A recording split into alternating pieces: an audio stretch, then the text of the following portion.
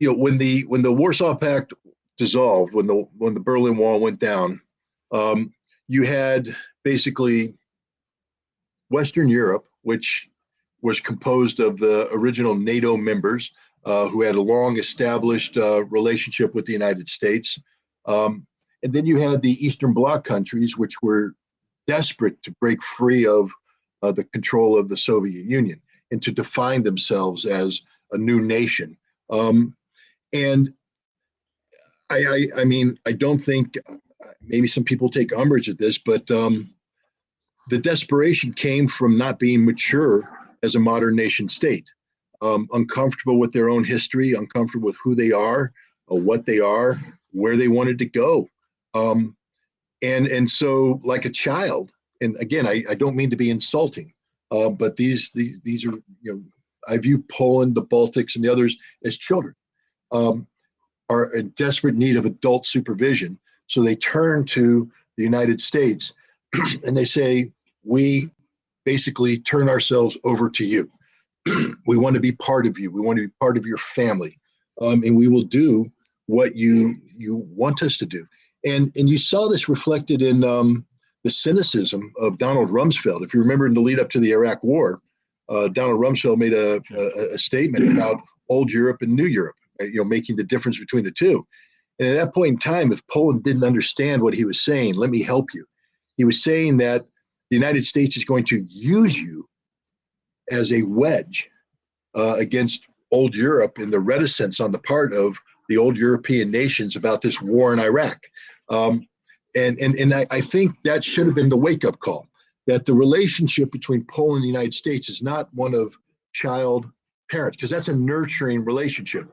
When a parent nurtures a child, brings a child in, they try to raise the child into adulthood to be a fully functioning adult, capable of leaving the house and surviving on their own. That's the last thing the United States wants. We're not here to nurture you. We're here to control you. Also, the United States, this isn't a friendship. A friendship is one, again, I help a friend get up. A friendship is based upon mutual respect, reciprocity. The United States is not your friend. The United States is using you.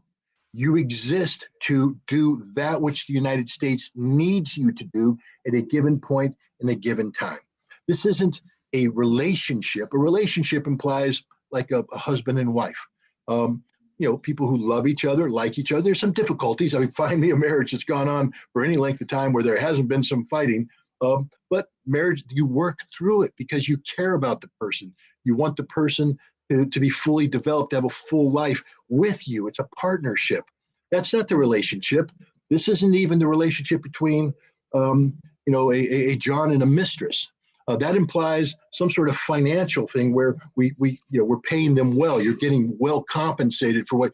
This is the relationship between a John and a cheap hooker. And I don't mean to be too blunt, but that's what Poland is. Cheap hooker. America is using you, simply using you for its own benefit, its own. And at the end of the day, we will throw you away. We will never return your call. We will turn our back on you because you don't matter to us. That's just the simple truth. Now, there's plenty of Americans of Polish descent who will say, Scott, you're wrong. Poland matters to me. Of course it does. You have relatives. You have a vested interest. There's a link there. I'm not talking about that. I'm talking about the U.S. government does not care about Poland. Poland is only useful to us as long as they are useful to us. Meaning if Poland gives us what we need, what we want, what we desire, then we will have a relationship with them. But the second Poland becomes inconvenient, the second Poland becomes a burden, goodbye. That's just what we do. And I think the Polish people, and I say this about all Eastern European countries, we don't have extensive history with you. You're not our friends. You're not our friends. You're barely an acquaintance. And we only have a relationship with you because of the nation to your east, Russia. We are using you to implement our policy objectives with Russia. If we could implement those policy objectives without you, you wouldn't matter. We would forget about you because you don't count. That's just the way it is. I could say this as a poll, and by the way, thanks for that, for those words. They were definitely needed, because we need a cold shower here in Poland. I'll give you an example. I mean, the rocket attack, possibly on Przewodu from a few civilians, it's been basically hushed out. Yeah, there's an investigation ongoing, but Ukrainians haven't apologized formally. Nobody has said anything about, hey, maybe we should, maybe close down the border a little bit, exact some sort of, compensation for what happened. I don't know. Maybe there's something happening behind the scenes, but there's this intricate element in the Polish elite after 1989. These are guys who came out of solidarity, most of them. So they were used to the United States.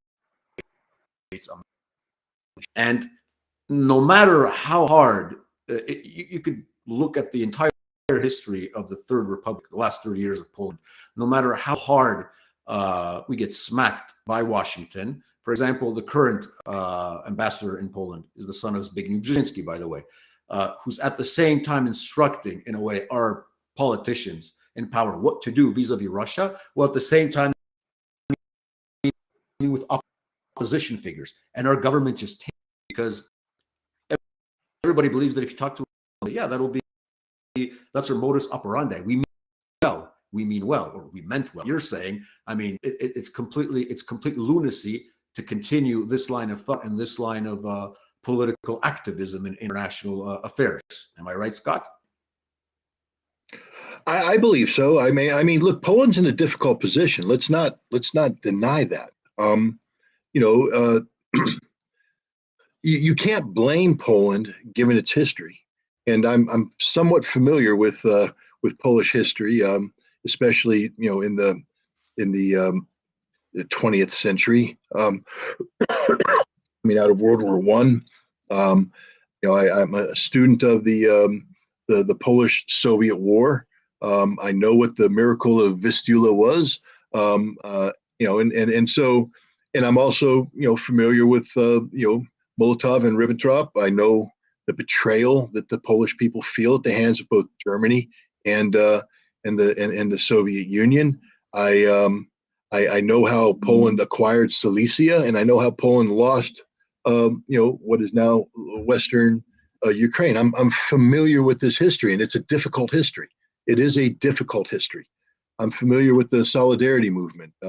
Lech Walesa was, I can't say he was a hero of mine, but he's somebody that I followed very closely with great admiration, in the effort to build up, what appeared to be at that time a nascent democratic movement in Poland. But, Poland is a victim of its own difficult history. One only has to dissect the political and economic elites and look at their sources, where they came from, et cetera, to understand what's going on in Poland. Like any nation, it has complexities. It has internal domestic competitions that have to be dealt with. But when we deal with Ukraine, one of the fascinating aspects of it is what is Poland's intention with Western Ukraine? What is Poland's intention with Lvov? What is Poland's relationship with the Zelensky government, given its its close connectivity with Bandera movements? Have the Poles forgotten about Volodin? Forgotten about the murders? 110,000 Polish citizens murdered by Western Ukrainians. Have the Poles forgot that? You used the word orc. I'm curious, do the Poles call the Russians orcs as well? If so, shame on you. But the inherent racism of that term, so if you're a Pole calling the Russians orc, understand that in the eyes of the Western Ukrainians, you're less than that. You're nothing. You're subhuman. They would take your villagers and burn them to death, slaughter them, butcher them. I don't understand the attractiveness on the part of Poland to the Zelensky government, to this neo-Nazi, ultra-nationalistic, white supremacist movement that has seized control in Ukraine. It's mind-boggling that the Poles, given their history, could ever ally themselves with this. I'm not saying that Poland should join in the invasion, but yeah, maybe Poland should. The best course of action for Poland would be to get rid of this hateful ideology, because it's a cancer. Ukraine is a cancer that resides between Europe and NATO and Russia. And a cancer doesn't pick what part of the body it's going to infect. It's going to metastasize everywhere. So if you think that the Ukrainian cancer is solely going to hurt Russia, you're wrong. The Ukrainian cancer is going to kill Poland. It's going to impact the Baltic states. It's going to impact everybody it touches. And that's what I don't understand with the current Polish government, why they're blindly engaged in policies that basically advance the cause of an ideology premised on the subhuman status of Poles in the mass murder of Polish citizens.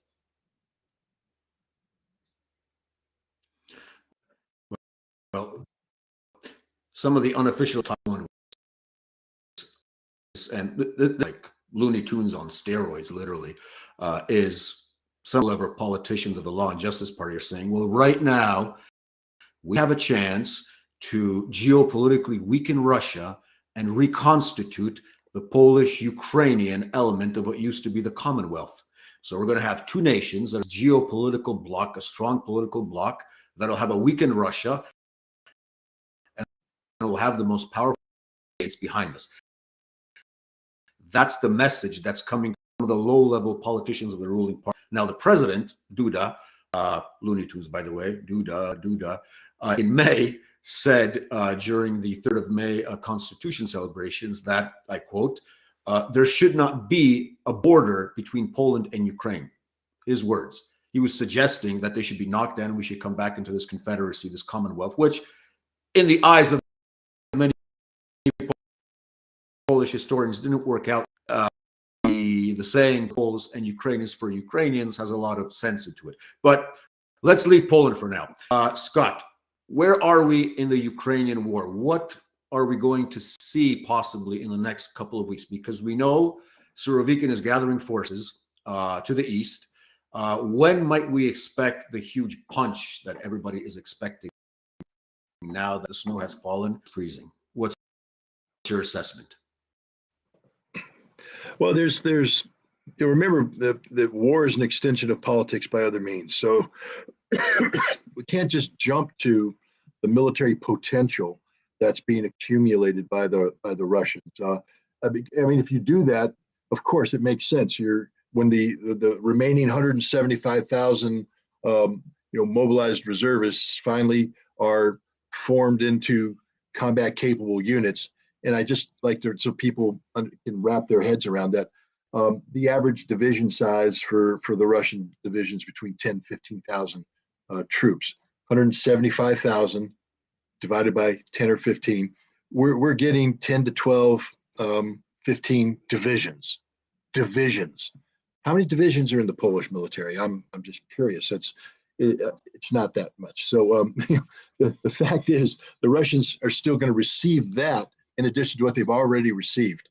On paper, the Russian military is fully capable of carrying out, I think, broad offensive operations that could not only destroy significant portions of the Ukrainian military, but seize significant territories beyond that which have been lost in the offensives that took place in September, October. But even expanding, for instance, Odessa, making a land bridge with Transnistria, going up, seizing Kharkov, and moving on into Sumy, Dnepropetrovsk, and others. This potential is there, but politically, you have to ask yourself, what are the Russians? What do they want to do? I've talked to a lot of senior Russians, and the concept of escalation management is first and foremost in their mind, meaning that it's not just about how much territory they can take. It's what is the reaction of the West going to be when Russia does X? So they're saying, okay, we do X, NATO does Y.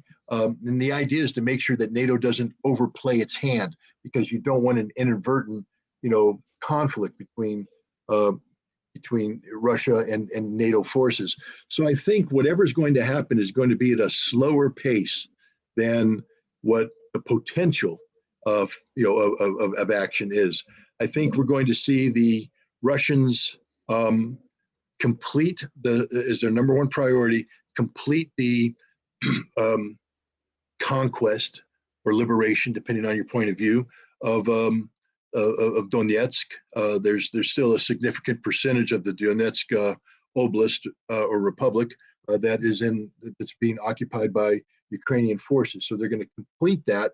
And then the other thing that the Russians have talked about is pushing and creating a buffer between the territories of the Donbass of Donetsk, Lugansk, Zaporizhia, and Kherson to push the Ukrainians back so that artillery fire can't reach the soil of Mother Russia, which the newly constituted territories are referred to as that. So we're seeing the battlefield shape up. We see what the intent is.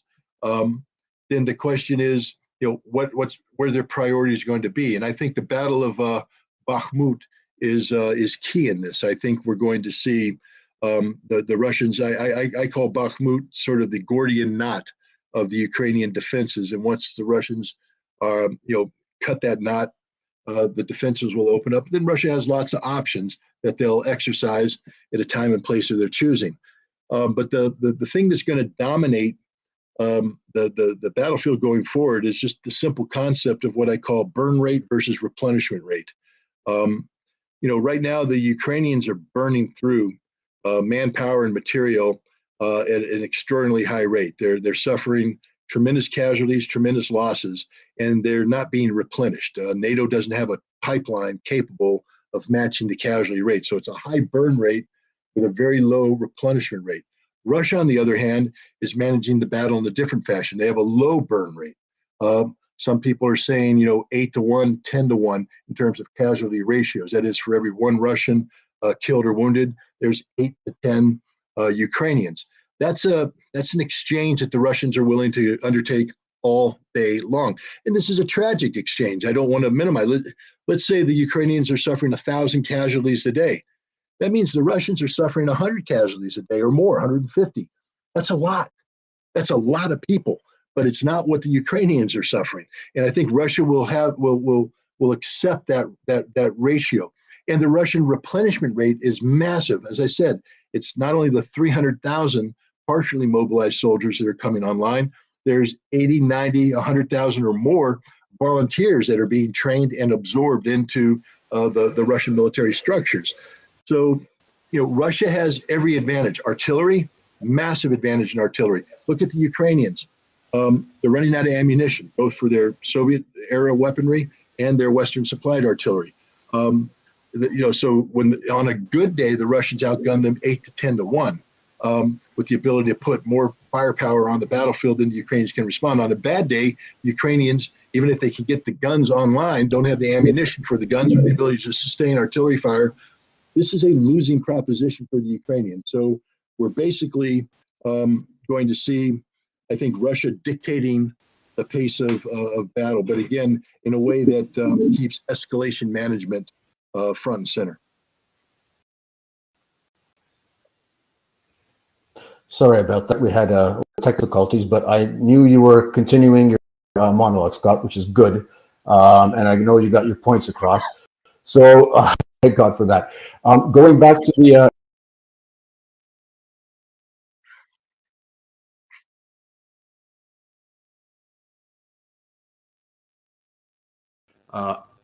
oh, excuse me, my microphone is not working. Yes, give me a sec. Now I can hear you. No, I can't hear you now. No.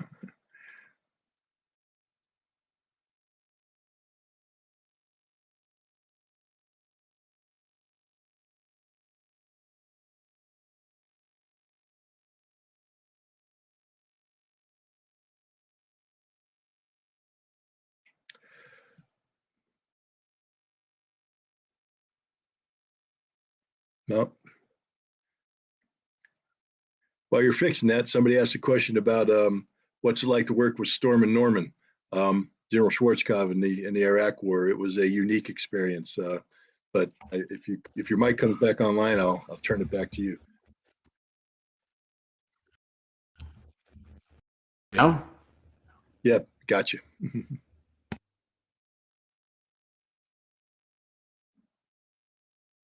Okay, so we're good. You can hear me now. Yes. Roger that. Okay, sorry about that. As I was saying, I hope it wasn't the Mirotrovets guys who were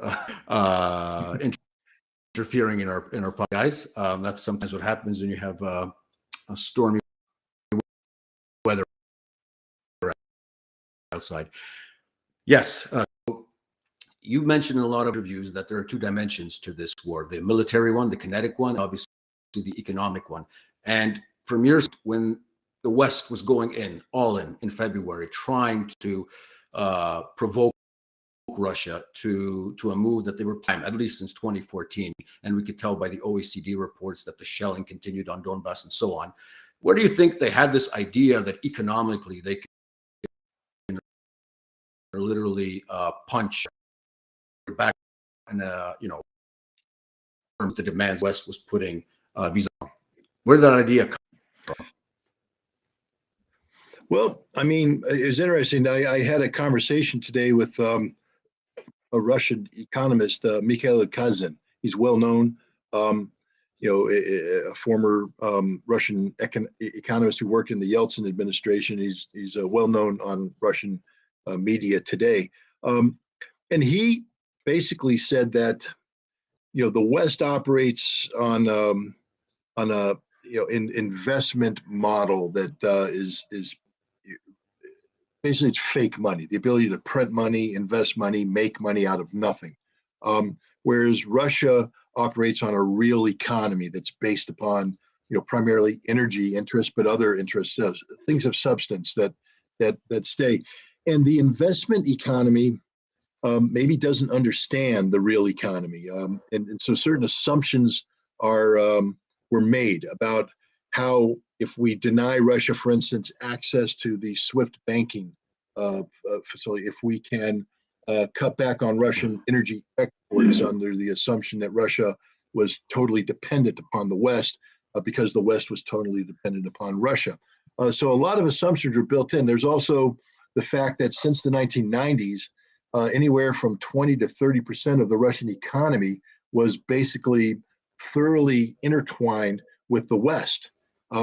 So much so that there's many people in the West that believe that because of that, they had sort of trapped Russia, that Russia was trapped in the Western economic embrace and therefore dependent upon the West. And if the West denied Russia that, then this part of the Russian economy would wither and die and bring the rest of the economy down. The goal of sanctions was to, frankly speaking, destroy the viability of the Russian economy.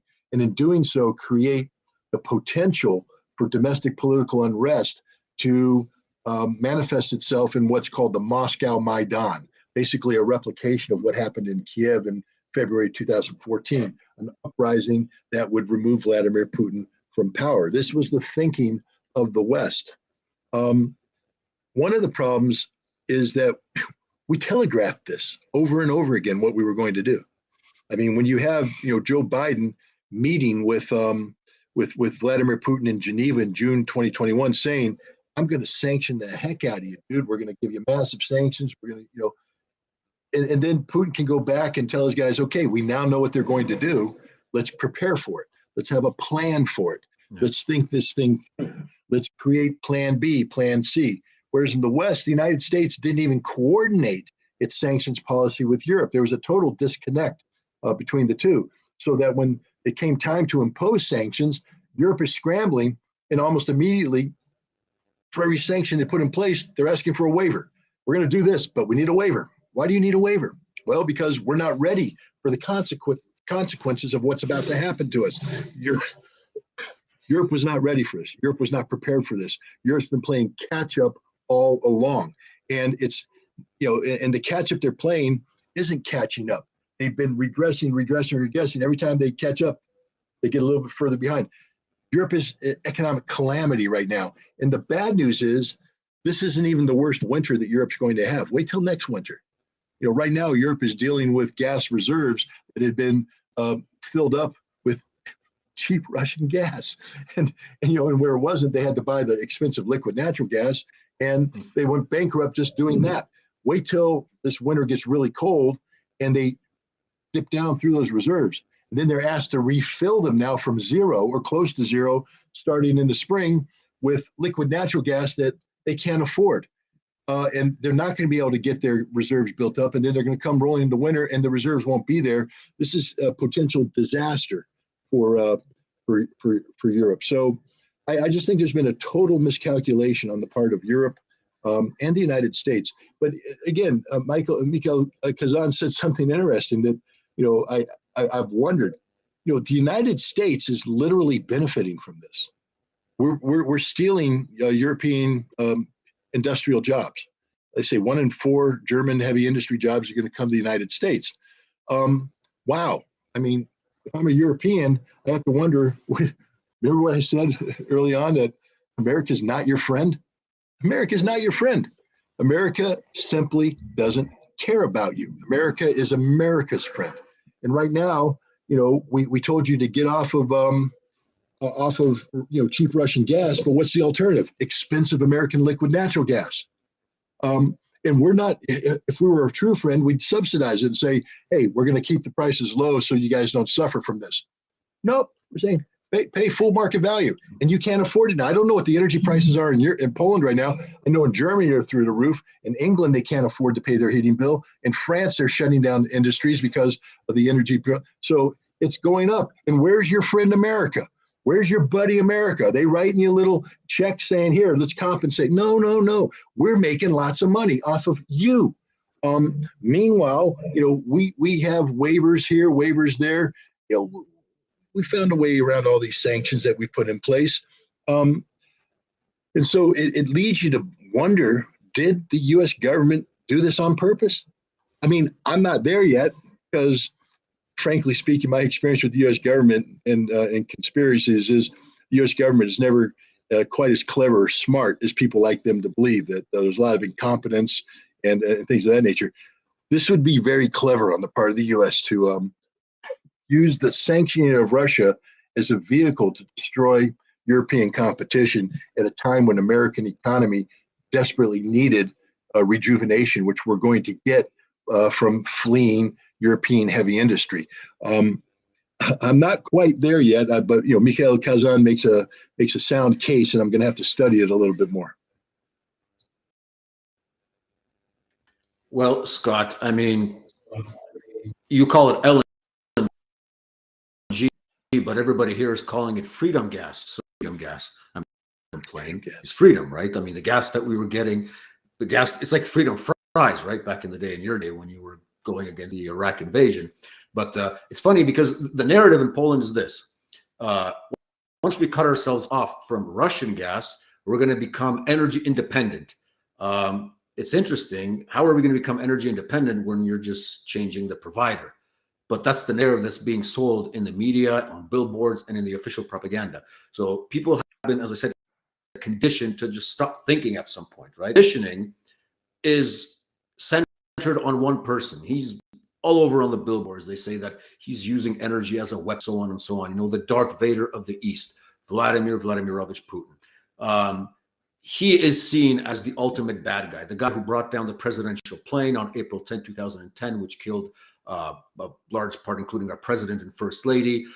He's blamed for basically everything. So we have come to the moment of Putin mania in states like you had during Russiagate and during Trump's time, where everything down to Putin and everything can be blamed on Putin. So as an intelligence officer, somebody who worked in the bad old Soviet Union, somebody who's been observing this for a long time, what's your assessment of the man? Because frankly, I'm pretty sure that if you were Russian and I was Russian, I would not be having the same attitude as the official Western propaganda. Why do you think that is? Why do you think Russians have a different view of their president, for that matter? Well, let's just start with from where what the starting point is. In the West, we had spent decades during the Cold War viewing the Soviet Union as an enemy. And our academic institutions had been structured in a manner to provide experts on Soviet area studies, experts on the Soviet Union who would be absorbed into the military and civilian communities to, be prepared to deal with the Soviets. The key thing is, if you don't know your enemy accurately, you can't effectively come up with strategies to deal with your enemy. So even though we weren't friends with the Soviets, in fact, we were the enemies, they were the evil empire, we studied them honestly. We made a concerted effort to try and understand the truth, the reality of the Soviet Union, because that was in our interest.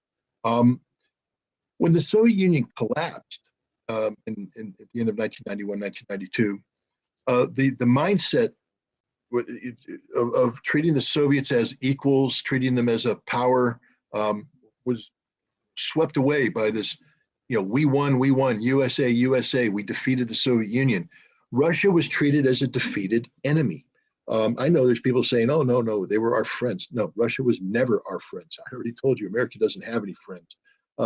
Russia was a nation to be exploited economically, and to be dominated politically.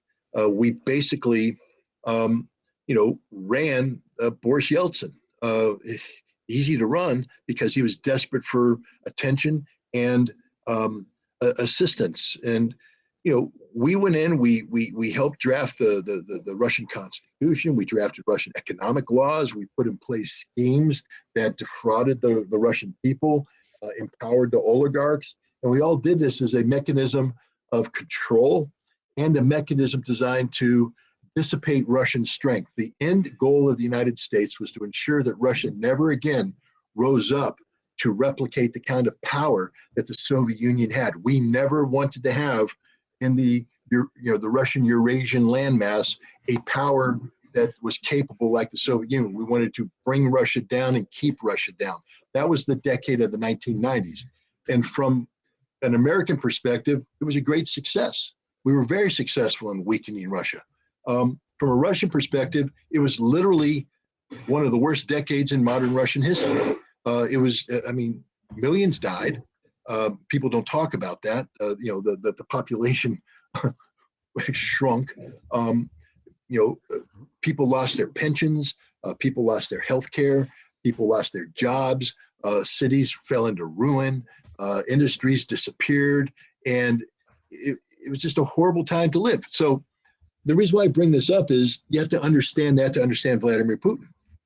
You see, if you read the literature, Vladimir Putin is, the evil incarnate. He's some sort of Voldemort type character, Sauron, who sits back in Mordor and plans with the evil ball. He can see everything.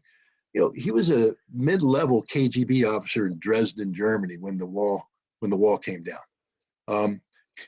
Not the center of power. Not at all. He was one of many people of similar rank and similar capabilities.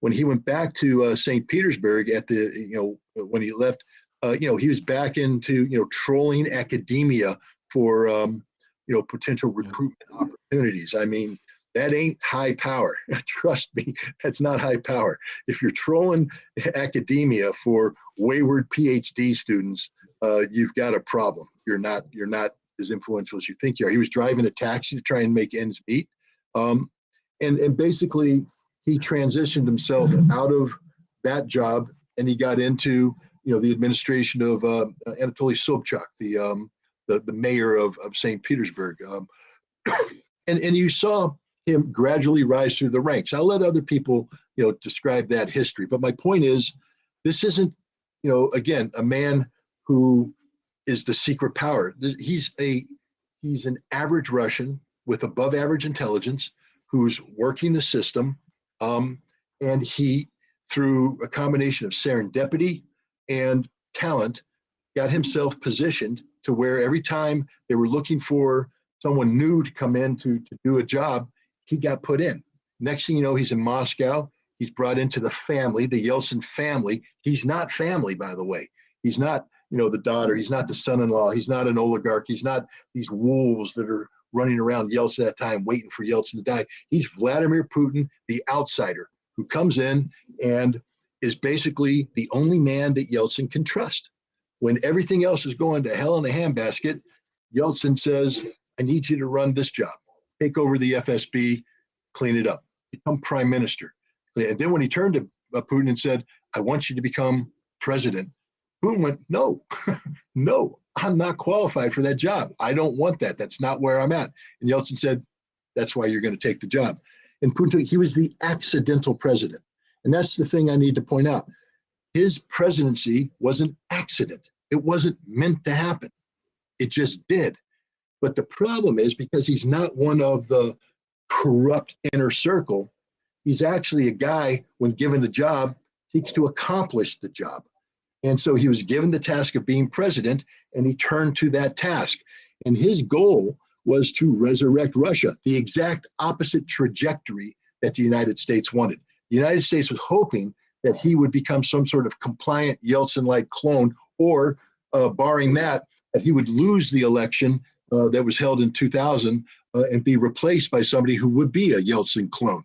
The United States, the Clinton administration didn't think that Putin was going to win that election. In fact, nobody did.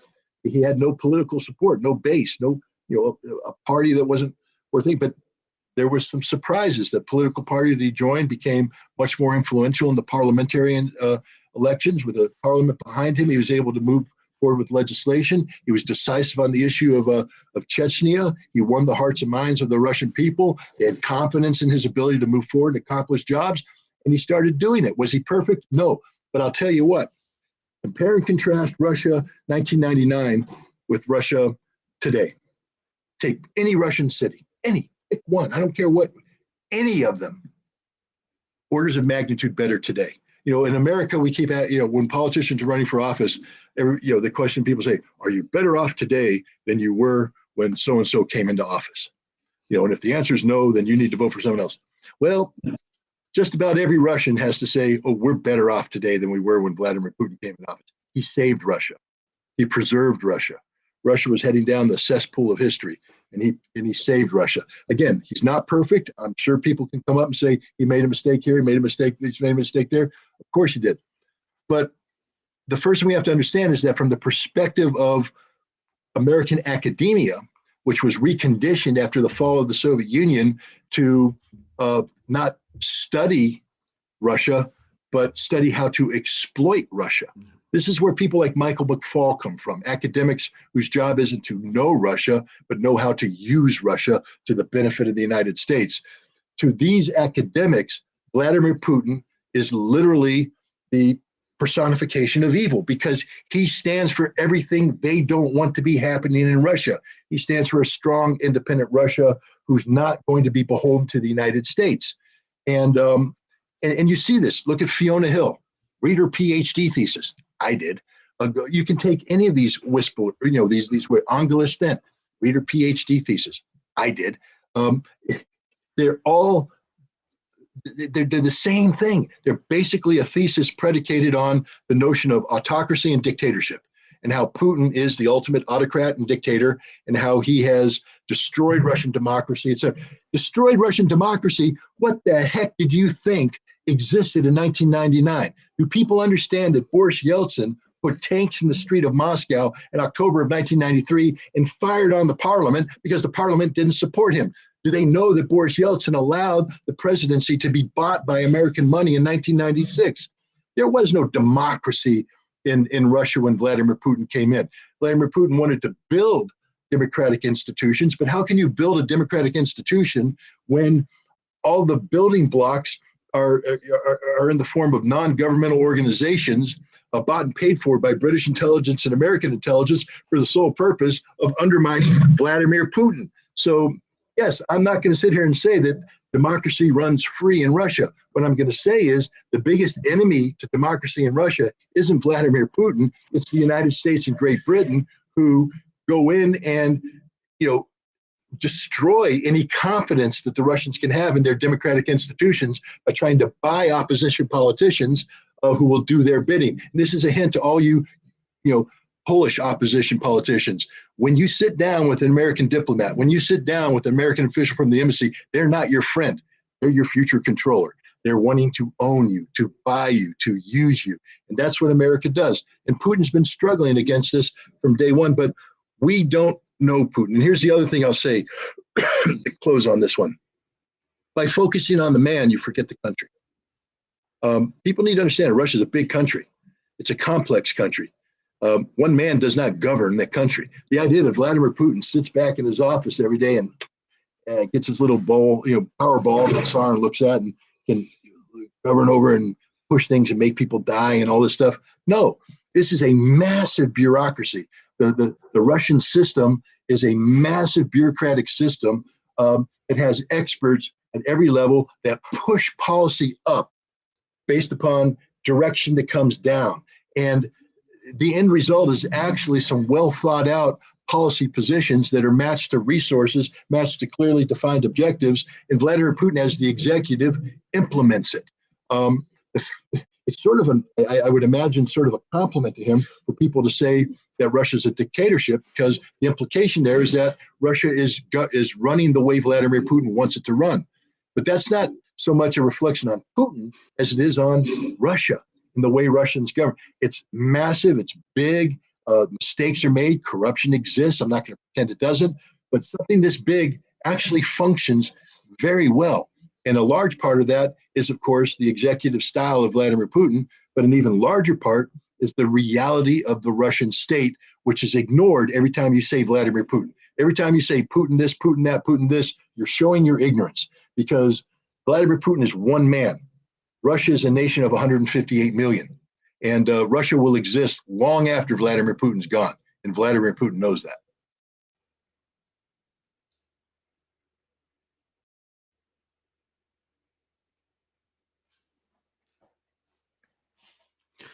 Yeah, exactly.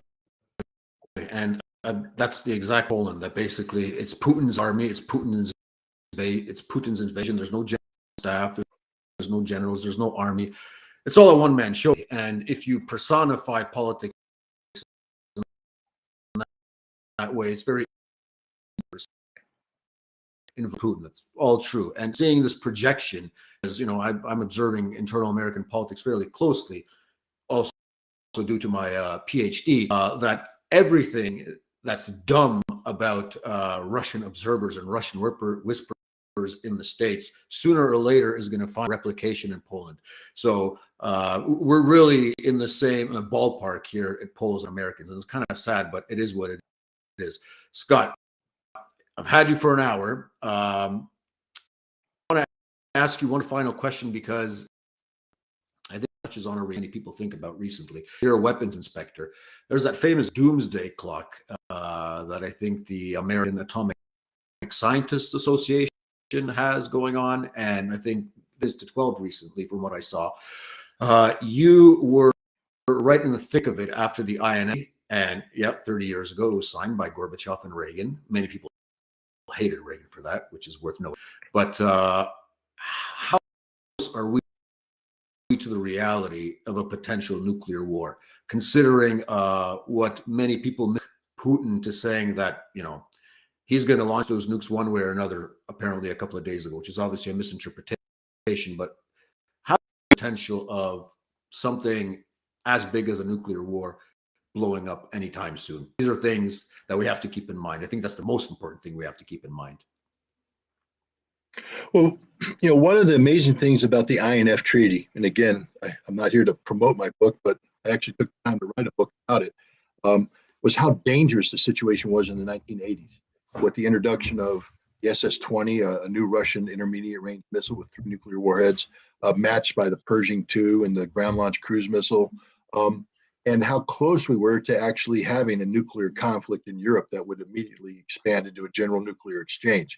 And one of the important things about the INF Treaty is that it started a process of not just limiting nuclear weapons, but getting rid of, eliminating an entire class of nuclear weapons, the intermediate and the short-range nuclear missiles, and then opening the door for not limitation treaties like in the 70s, strategic arms limitation treaties, limiting the growth, but reduction, strategic arms reduction treaties, shrinking the strategic arsenals. And this door was opened. Unfortunately, when the Soviet Union went away, so did an important aspect of arms control, which is the notion of reciprocity, meaning it's a mutual treaty. The United States was feeling its oats. We were the sole remaining superpower. And I think the feeling was we didn't have to treat the Russians with the same level of respect. So we were trying to shove things down the Russian throats on the negotiating table that were politically unacceptable for the parliament. And so we had this START 1 treaty. It was signed at the end of July of 1991 in the last moments of the Gorbachev era of the Soviet Union. But then START 2 and START 3 never really got off the ground. We voluntarily implemented some of the procedures, but the arms control sort of started to dissipate the arrogance of the American position that we're the winners, you're the losers, we get to dictate the outcome. This was translated into, for instance, in 2001, the Bush administration, George W. Bush, withdrawing from the Anti-Ballistic Missile Treaty, which was one of the foundational treaties in arms control relations, one that cemented the notion of mutually assured destruction by denying each side the ability to defend against a nuclear attack. Therefore, if one side is attacked, the other side will retaliate, everybody dies, so don't attack. That was the idea. Then we had the INF Treaty. That became inconvenient in 2019. Donald Trump, withdrew from that. So the United States has shown itself to be a very bad negotiating partner, very bad partner in terms of arms control, because whenever a treaty becomes inconvenient for us, we rip it up and we move on and seek a relationship that is 100% beneficial to us. And this is reflected in the New START Treaty. That's the only arms control treaty that remains between Russia and the United States. The Biden administration agreed to a 5-year extension when they came into office. That means this treaty expires in 2026. It's not that far away, a little bit more than 3 years. When it expires, there's no option to re-up it for 5 years, which means if a new treaty isn't put in place, the strategic arsenals of Russia and the United States are going to start breaking free and gravitate. We're going to have a new arms race with no control. How do we get control? There was recently an effort to have a consultative meeting in Cairo between the Russians and the United States about START treaty to discuss some of these issues. But the Russians pulled out, and what they said is there's literally nobody we can deal with in the United States that we can trust. I mean, how can we deal with America when their policy is to kill Russians in Ukraine? How we can deal with America when they aren't trustworthy negotiating partners, where the rule of law means nothing to them. And to give you an example, that the Russian ambassador to the United States, Anatoly Antonov, was the negotiator for New START Treaty. He's frustrated by about a couple things, but he's come to realize that he was taken for a ride by the United States. That the United States made certain representations based upon definitions that were thought to be mutually understood, only to redefine these definitions going forward, such as irreversible. A B-52 bomber to be taken away from being counted as a delivery mechanism has to have its ability to deliver nuclear weapons irreversibly altered. But all the United States did is clip a couple wires, put some tape around it, and say that's it. But anytime we want, we can untape it, reclip the wires, and it's a nuclear bomber again. The Russians are like, that ain't irreversible. Irreversible is actually sawing the bomber in half so it can never fly again. But that's not what we did. The same thing on Trident missile submarine. We said we're going to irreversibly withdraw these launch tubes from service. But all we did is, put in a little thing here or there. It's all reversible. We even brag about it. The admirals would brag to Congress, don't worry about it. If there's ever a crisis, we can get these babies back up and running in no time soon. The Russians are going, that wasn't the intent of the treaty, guys. The intent of the treaty is to irreversibly remove them. So the United States isn't a reliable partner, and the Russians are concerned about that. But even if the Russians wanted to negotiate a treaty with the United States, we're out of time. Treaties are inherently political. You need the Senate to ratify this, which means that an administration has to be working on the Senate for some time now. This is why the INF Treaty wasn't ratified until the second term, late in the second term of the Reagan administration. So with the Biden administration, they have 2 more years, and right now they're not talking. So let's say even if the Russians and the United States wanted to get together right now and start talking, there's an election is going to come, and nobody's going to run for election based upon the notion of bold arms control, because it's very easy for their opponents to snipe. You're bad for America. You're weak for America. Da, da, da. So there ain't going to be any meaningful talks for the next 2 years. And remember, the treaty expires in 2026. So they're going to have to wait until November 24 to find out who's going to be the person negotiating with them in January of 25. Is it going to be Biden, or is it going to be a new president? But then January 25, it gives you 1 year to negotiate a treaty. Treaties of this complexity take about 5 years to negotiate. This is impossible. This is literally mission impossible. And the reason why I bring up this arms control is that without arms control, there will be an arms race. And the weapons today are of such an advanced nature that there is no margin for error, that one mistake will mean the end of the world. Now we come to doctrine. Biden ran on a platform of what he called the sole purpose doctrine. That is, the sole purpose of the American nuclear arsenal should be nuclear deterrence. That is, if you use nuclear weapons against us, we will use nuclear weapons against you. But instead, he continued this policy of nuclear preemption, the ability of the United States to launch a nuclear attack preemptively in a non-nuclear environment anytime we wanted, based upon standards that we alone set, holding the world hostage to our nuclear arsenal. This was put in place by the Bush administration after 9/11. Barack Obama had said, I'm going to support the sole purpose, but he had 8 years and he couldn't do it, because you can't do it. The establishment, the interagency, whatever you want to call it, will not allow this to happen. Biden came in, was not able to do it. The national security strategy that was published in October contains the nuclear posture review. And the nuclear posture review is the exact same policy that George W. Bush had in 2001, 2002. So now you're the Russians, and you're looking at that and you say, okay, and Putin made a comment about this. He said, right now, we're not going to be the first to use nuclear weapons. But if you fire nuclear weapons at us, we're not going to be the second to use them either, meaning that it's launch on detection. They detect the launch, then they're going to send their missiles out, and then the world's over. The beauty of launch on detection is that if it's intercontinental ballistic missiles, you'll have a buffer of around 30 minutes before you have to make that decision to launch. So that if there's a mistake, if there's an error, people can get on the hotline and work it out. But the United States is developing technologies that give us the belief that we can shoot down Russian missiles. So this ballistic missile defense thing gives us a false sense of security, even though Russia has developed hypersonic technology that obviates this.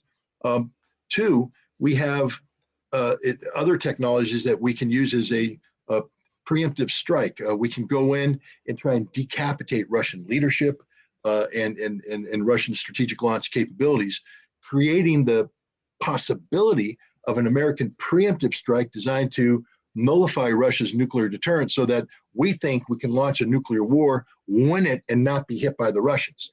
And for the Russians to allow this to happen means they no longer have nuclear deterrence, and they're going to be forever, a prisoner of American power politics. So what Putin said is, hey, look, we're going to have to re-examine our nuclear posture, and we may have to take, model ourselves after you and come up with a preemptive strike, meaning that if we see you preparing to launch an attack, we're not going to wait for you to launch. We're going to go ahead and preempt it on our own.